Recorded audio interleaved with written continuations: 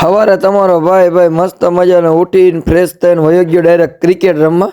કાંઈ નહીં તો કાંઈ નહીં, ક્રિકેટ રમવું જોઈએ. આપણે ભાઈ ટેસ્લાનો સ્લેપ મારી નીકળી ગયા ડાયરેક્ટ ગ્રાઉન્ડ તરફ. ગ્રાઉન્ડ કરતા પહેલા તો આપણે અહીંયા આવી ગયા ચા પાણી પીવા. ભાઈ ઉઠીને ચા પાણી તો પીવા જોઈએ કે નહીં ભાઈ? મસ્ત મજાના ભાઈ બધા આવી ગયા હતા. ટીમ પડી ગઈ હતી. સામેવાળા ટીમે ટોસ જીતીને લીધી હતી બેટિંગ, એટલે આપણે આવી ગઈ હતી ફિલ્ડિંગ. હાલો તો ભાઈ ફટાફટ બધા ફિલ્ડિંગમાં ઊભી જાય, પછી દાય લેવાની છે ને આપણે. ફાઇનલી કરી જાઓ, ફિલ્ડિંગ થઈ ગઈ હતી પૂરી ને આપણી આવી ગઈ હતી બેટિંગ. ઓપનિંગ બેટ્સમેન આપણા બે જો તૈયાર થાય છે, મોજા વજા પહેરી લીધા હતા. છેલ્લે મેચ હારી ગયા હતા ભાઈ.